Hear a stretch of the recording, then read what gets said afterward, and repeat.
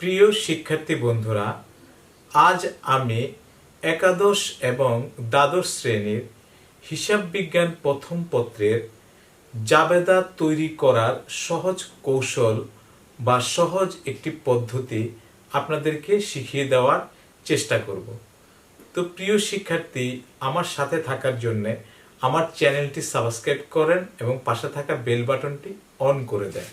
প্রিয় শিক্ষার্থী, আমি আমাদের এই পাশে কর্নারে আমি 11টি লেনদেন লিখেছি এবং তারপরে এখানে এই ছকের ভিতরে আমি জাবেদাকে সহজভাবে করার জন্য কিছু কৌশল বা সূত্র আপনাদেরকে লিখে দিয়েছি, এখানে আছে।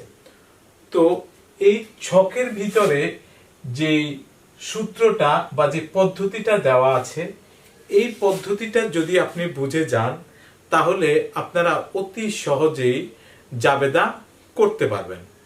তাহলে আমি এখানে কি লিখেছি? আমি এখানে প্রথমে 1 নম্বরে লিখেছি সম্পদ।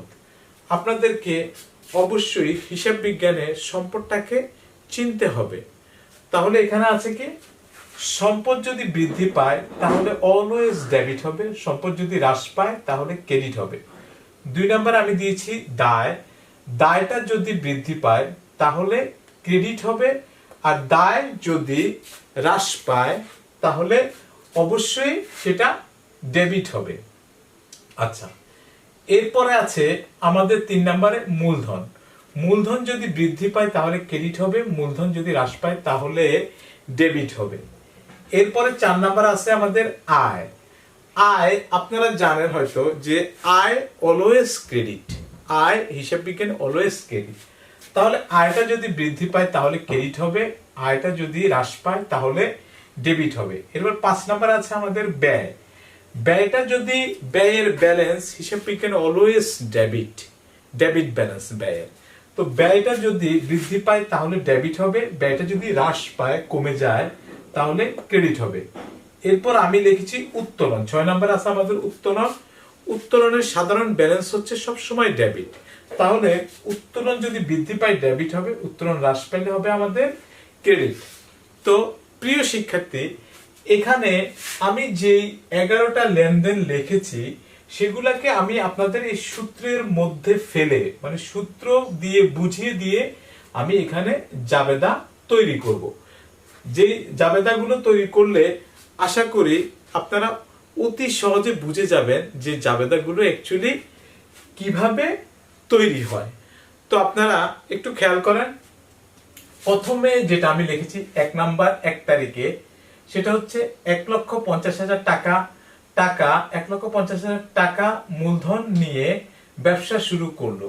তো প্রিয় শিক্ষার্থী, এখানে দেখেন আপনি আপনার যে হিসাবটাকে এখানে দুটো হিসাব আছে, হিসাবটাকে আপনারা ভাগ করে ফেলবেন।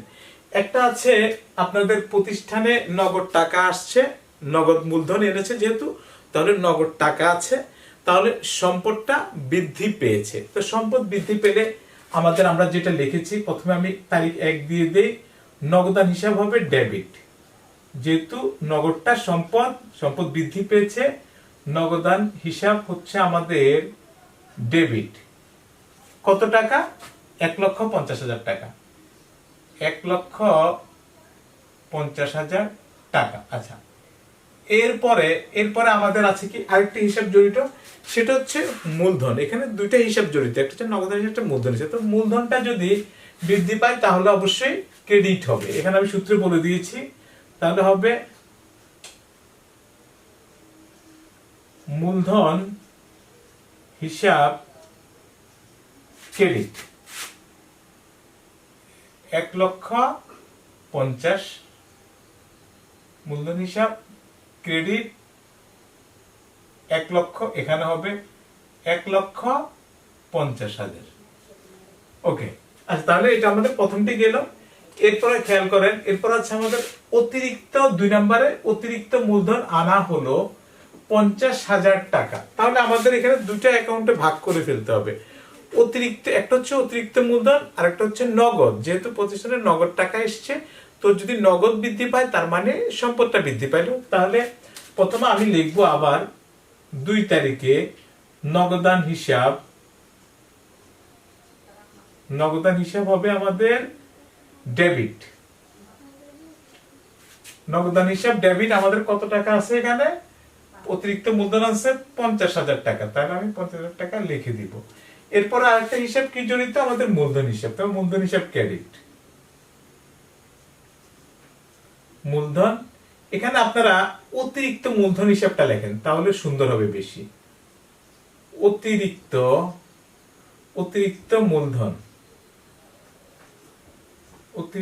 মূলধন হিসাব ক্রেডিট। তাহলে এখানে আসবে আমার ক্রেডিটে 50,000 টাকা। আচ্ছা প্রিয় শিক্ষার্থী, আমি কিন্তু কারণগুলো লিখছি না, আমি আপনাদের মূল যে জাবেদা সেটাই লিখে দিচ্ছি। এরপরে 3 নম্বরে আছে আমাদের কি? 3 তারিখে আছে আমাদের নগদে বিক্রয় 10,000 টাকা। এখানে দেখেন, এখানে আমাদের দুটো হিসাব জড়িত, একটা হচ্ছে নগদ আর একটা হচ্ছে বিক্রয়। তাহলে বিক্রয় করেছি নগদের, যে কারণে সম্পদটা আমাদের বৃদ্ধি পাবে। নগদ হচ্ছে আমাদের সম্পদ, সম্পদটা বৃদ্ধি পাবে। এই কারণে আমি লিখবো নগদান 3 নম্বরে 3 তারিখে নগদান হিসাব হবে আমাদের ডেবিট। কত টাকা? 10,000 টাকা। আচ্ছা এরপরে আর বিক্রয়টা হচ্ছে আমাদের আয়ের মাধ্যম। বিক্রয়ের মাধ্যমে আমাদের আয়টা বৃদ্ধি পায়। তা আমরা এখানে লিখেছি আয় যদি বৃদ্ধি পায় তাহলে ক্রেডিট হবে। প্রিয় শিক্ষার্থী, আপনারা এবার মিলিয়ে প্রত্যেকটা আপনারাও করতে পারবেন, একটু খেয়াল করেন। তাহলে আয়টা আমাদের বৃদ্ধি পাচ্ছে বিক্রয়ের কারণে, তাহলে বিক্রয়টা হচ্ছে আমাদের আয়ের মাধ্যমে। এখানে বিক্রয় হিসাব হচ্ছে আমাদের ক্রেডিট। তাহলে বিক্রয় ছিল আমাদের 10,000 টাকা, তা আমি লিখে দিলাম 10,000 টাকা। আচ্ছা এরপরে আমাদের 4 নম্বরে যেটা দেওয়া আছে, বাকিতে বিক্রয় 5,000 টাকা। আচ্ছা দেখেন, এখানে আমাদের দুটো হিসাব জড়িত, একটা হচ্ছে বিক্রয় হিসাব, আরেকটা হচ্ছে প্রাপ্য হিসাব। কেন? আমরা যখনই কাউকে বাকিতে বিক্রয় করি, তখনই বাকিতে কারো কাছে আমরা বিক্রয় করলে বা বাকিতে যদি আমি কাউকে সেবা দেই, তাহলে আমাদের কিন্তু সাথে সাথে প্রাপ্য হিসাব বা দেনাদার হিসাবের উৎপত্তি হয়। তাহলে প্রাপ্য হিসাব বা দেনাদার হিসাবটা কিন্তু সম্পদ আমাদের। তো প্রাপ্য হিসাব আর দেনাদার হিসাবের কারণে আমাদের সম্পদটা বৃদ্ধি পায়। এই কারণে আমাদের প্রাপ্য হিসাবটা হবে ডেবিট, যেহেতু সম্পদটা বৃদ্ধি পাইল আমাদের। তো সম্পদ বৃদ্ধি ডেবিট। তাহলে আমি লিখবো এখানে প্রাপ্য বা দেনাদার যেটাই লেখেন। আচ্ছা আমি তারিখটা দিয়ে আগে 4, তাহলে আমি এখানে লিখি প্রাপ্য হিসাব বা দেনাদার হিসাব, যেটাই আপনারা লেখেন হবে প্রাপ্য হিসাব ডেবিট। আর আমাদের আরেকদিকে কি হইলো? বাকিতে বিক্রয় হয়েছে, তো বিক্রয় তো আমাদের আয়, তো এই কারণে আয়টা বৃদ্ধি পেয়েছে, এই কারণে বিক্রয় হিসাবটা হবে ক্রেডিট। বিক্রয় হিসাব ক্রেডিট। তাহলে আমাদের কত টাকা? 5,000 টাকা। 5,000 টাকা। আচ্ছা এরপরে আমাদের 5 তারিখ আছে নগদে ক্রয় 10,000 টাকা। আমরা নগদে ক্রয় করেছি 10,000 টাকা। তাহলে দেখেন, আমরা এখানে হিসাবটাকে দুটো ভাগ করে ফেলতে হবে, লেনদেনটাকে দুটো ভাগ করে ফেলতে হবে। এখানে নগদে ক্রয় করেছি 10,000 টাকা, তাহলে এখানে দুটো হিসাব জড়িত, একটা হচ্ছে নগদান হিসাব আর একটা হচ্ছে ক্রয় হিসাব। দেখেন, হিসাব বিজ্ঞানে আমাদের ক্রয়কে ব্যয় হিসাবে দেখানো হয়, বিক্রয়কে আমাদের আয় হিসাবে বিবেচনা করা হয়, ক্রয়কে আমাদের ব্যয় হিসাবে বিবেচনা করা হয়। যে কারণে ক্রয় হচ্ছে আমাদের কি? ব্যয়। তাহলে ক্রয়কে আমরা ব্যয় হিসেবে দেখাই, যে কারণে ব্যয়টা বৃদ্ধি পাইল। ব্যয় বৃদ্ধি পেলে আমরা লিখে দিয়েছি ব্যয়টা যখন বৃদ্ধি পায়, এই যে আমাদের সূত্র যেটা আছে ব্যয় বৃদ্ধি পাইলে ডেবিট। তাহলে আমি এখানে 5 নম্বরে ক্রয়টা হচ্ছে আমাদের ব্যয় অ্যাকচুয়ালি, তাহলে ক্রয় হিসাব হবে আমাদের ডেবিট। আর আমি নগদে ক্রয় করেছি, নগদ টাকা আমার কাছে চলে গেছে, তার মানে সম্পদটা আমার হ্রাস পেয়েছে। তো আমরা সূত্রে লিখেছি সম্পদ হ্রাস পেলে ক্রেডিট হয়। তাইলে এখানে হবে আমাদের নগদান হিসাব ক্রেডিট।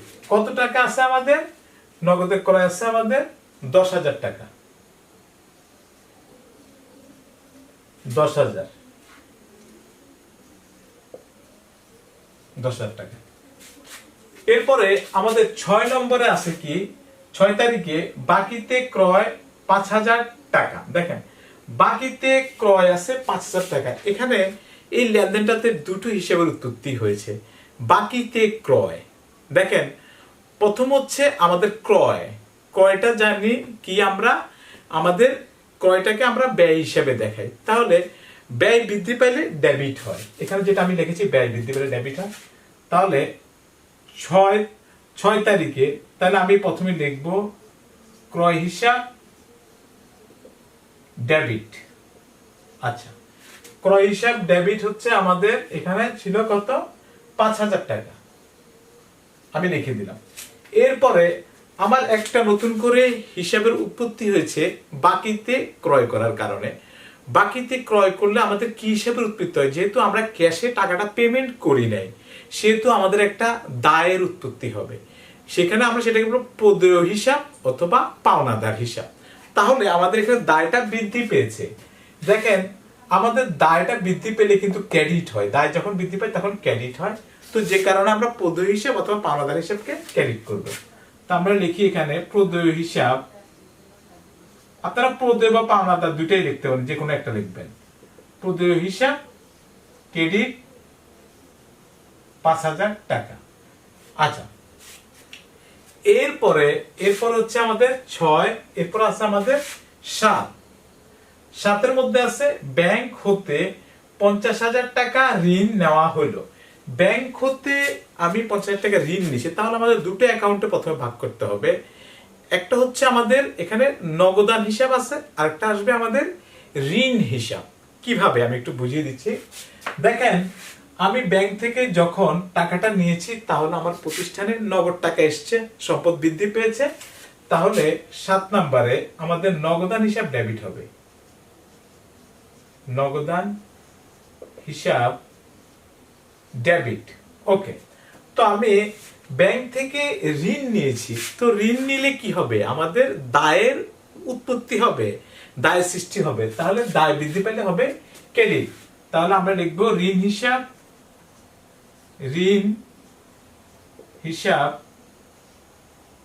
হিসাব হবে আমাদের ক্রেডিট। তাহলে আমাদের কত টাকা আছে? এখানে 50,000 টাকা ঋণ নিয়েছি আমরা। তাহলে এখানে লিখবো আমি 50,000 টাকা। 50,000 টাকা। ওকে, আচ্ছা, এরপরে আমাদের আছে 8 নাম্বার। 8 তারিখে আছে আমাদের 5,000 টাকা ভাড়া পরিশোধ করা হইল। দেখেন এখানে আমাদের দুটো অ্যাকাউন্টে ভাগ করে ফেলতে হবে। দুটো অ্যাকাউন্ট কি? একটা হচ্ছে এখানে একটা আছে হিসাব আছে আমাদের নগদান, আর একটা হচ্ছে ভাড়া। তো দেখেন ভাড়া যখন আমি পরিশোধ করব, তখন আমার টাকাটা আমার কাছে চলে যাবে। আচ্ছা, তো ভাড়াটা হচ্ছে আমাদের ব্যয়। আমরা বলেছি ব্যয়টা বৃদ্ধি পেলে আমাদের কি হবে? ডেবিট হবে। তাহলে আমরা প্রথমে 8 তারিখ লিখে এখানে লিখবো ভাড়া হিসাব হবে আমাদের ডেবিট, যেহেতু এটা ব্যয় আমাদের সূত্র অনুযায়ী। ভাড়া হিসাব ডেবিট, আর আমাদের নগদ টাকাটা চলে গেছে। এবার ভাড়া পেমেন্ট করছি, আমার প্রতিষ্ঠান থেকে নগদ টাকা চলে গেছে, মানে কমে গেছে।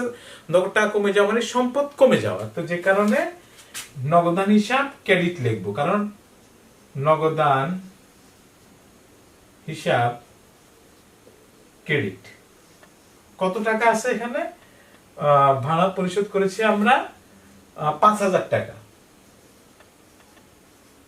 5,000, এখানে 5,000। এরপরে আমাদের আছে 9 তারিখ। 9 তারিখে আছে ক্রয় ফেরত 10,000 টাকা। প্রিয় শিক্ষার্থী, এই ধরনের ক্ষেত্রে যেমন ক্রয় ফেরত আছে আমাদের 10,000 টাকা, তো এই জাতীয় ফেরতের ক্ষেত্রে আমাকে একটা বিষয় ধরে নিতে হবে। সেটা ধরে নিতে হবে কি, যে ক্রয় থেকে আমাদের ফেরত হচ্ছে, সেই ক্রয়টা আমাদের ধারে হয়েছিল। তো ধারে যখন ক্রয় হয়েছিল, তখন সেটার জাবেদা ছিল আমাদের ক্রয় হিসাব ডেবিট, প্রদেয় হিসাব অথবা পাওনাদার হিসাবটা ক্রেডিট ছিল, তো এখন আমাদের ফেরত হচ্ছে, যে কারণে আমার জাবেদাটা হবে উল্টো। আরেকটা বিষয় খেয়াল করেন, ক্রয় ফেরতে মানে ক্রয়ের কারণে আমাদের তখন প্রদেয় হিসাবটা ক্রেডিট হয়েছিল, কিন্তু এখন ক্রয় ফেরত হইলে প্রদেয় হিসাবটা ডেবিট হবে। বাকিতে ক্রয় করলে আমাদের প্রদেয় হিসাব মানে আমাদের দায়টা বৃদ্ধি পায়, যে কারণে দায়টা ক্রেডিট হয়। তো এখানে ফেরত হচ্ছে, ফেরত হওয়ার কারণে আমার দায়টা কমে গেছে, দায়টা হবে ডেবিট। এখানে আপনারা তাহলে 9 তারিখে আমি প্রদেয় হিসাব বা বাংলাদেশ হিসাবটা প্রথমে লিখবো ডেবিট, যেহেতু আমাদের দায়টা কমে গেছে। প্রদেয় হিসাব হবে আমাদের ডেবিট। আর দেখেন ক্রয়টা হচ্ছে আমাদের ব্যয়, ক্রয়টা হচ্ছে আমাদের অ্যাকচুয়ালি ব্যয়। তো ব্যয়টা যখন আমি ক্রয় করেছিলাম, আমার ব্যয়টা বৃদ্ধি পেয়েছিল, যে কারণে ব্যয় বৃদ্ধি পাইলে আমাদের এখানে লেখা আছে ডেবিট হয়, কিন্তু আমাদের এখন ব্যয়টা ফেরতের কারণে কমে যাচ্ছে, যে কারণে আমি এখানে ক্রয় ফেরত অথবা বই ফেরত লিখবো আমি ক্রেডিট। তাহলে আমি এখানে ক্রয় ফেরতটা লিখি, ক্রয় ফেরত হিসাব ক্রেডিট। তো আমাদের এখানে টাকাটা কত ছিল ফেরত? 10,000 টাকা। 10,000 টাকা। এরপরে 10 তারিখ আমাদের আছে বিক্রয় ফেরত 5,000 টাকা। এখানে আমরা 10 তারিখটা লিখে দিই।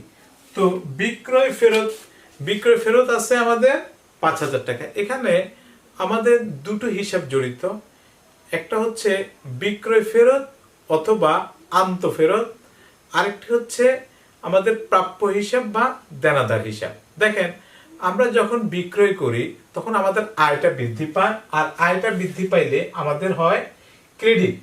বিক্রয় করলে হয় আমাদের ক্রেডিট, কিন্তু ফেরত হইলে আমাদের আয়টা কমে যায়, এ কারণে হবে আমাদের ডেবিট। তাহলে আমরা এখানে বিক্রয় ফেরত বা আন্ত ফেরত লিখবো আমি ডেবিট। বিক্রয় ফেরত হিসাব আমাদের হচ্ছে ডেবিট। এখানে কত টাকা আছে আমাদের বিক্রয় ফেরতে? আছে আমাদের 5,000 টাকা। 5,000। আচ্ছা, এরপরে আমাদের আরেকটা হিসাব হচ্ছে কি প্রাপ্য হিসাব বা দেনাদার হিসাব। দেখেন যখন আমরা ধারে বিক্রয় করি তখন আমাদের সম্পদের উৎপত্তি হয়, মানে প্রাপ্য হিসাব মানে সম্পদটা বৃদ্ধি পায়, কিন্তু যখন আমাদের বিক্রয় থেকে ফেরত আসে তখন আমাদের প্রাপ্য হিসাবটা কমে যায়, দ্যাট মিনস আমাদের সম্পদটা কমে যায়। তাহলে আমি এখানে প্রাপ্য হিসাব বা দেনাদার হিসাবটা ক্রেডিট লিখব। প্রাপ্য হিসাব আমাদের ক্রেডিট 5,000 টাকা। 5,000 টাকা। আচ্ছা, এরপরে আছে আমাদের 11 তারিখ। 11 তারিখে আছে ব্যবসা হতে উত্তোলন 6,000 টাকা। এখানে আমরা স্পষ্ট লিখে দিয়েছি আমাদের সূত্রে, উত্তোলন বৃদ্ধি পাইলে ডেবিট হবে, আবার উত্তোলন যদি হ্রাস পায় তাহলে ক্রেডিট হবে। তাহলে যেহেতু আমাদের এখান থেকে ব্যবসা থেকে উত্তোলন করেছে, তাহলে উত্তোলনটা বৃদ্ধি পেয়েছে, এই কারণে আমাদের 11 তারিখে হবে উত্তোলন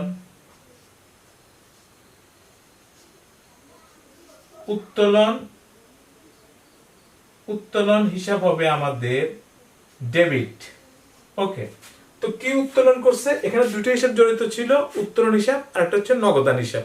তো আমরা ধরে নিই যে নগদে উত্তোলন করেছিল, টাকা উত্তোলন করেছিল। তো প্রতিষ্ঠান থেকে টাকা যদি উত্তোলন করে তাহলে আমাদের প্রতিষ্ঠানের সম্পদটা কমে যায়, তাহলে নগদান হিসাবটা হবে আমাদের ক্রেডিট। সম্পদ কমে গেলে আমাদের ক্রেডিট হয়, তাহলে নগদান হিসাব হবে আমাদের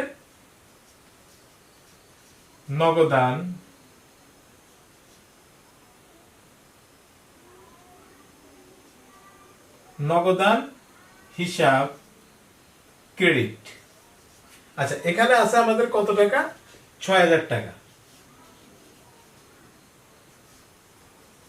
6,000 টাকা। আশা করি আপনারা জাবেদা সহজে তৈরি করার যে কৌশল সেটা বুঝতে পেরেছেন। তো নেক্সট ক্লাসে আপনাদের সাথে আবার দেখা হবে। তো ভালো থাকবেন সবাই। আল্লাহ হাফেজ।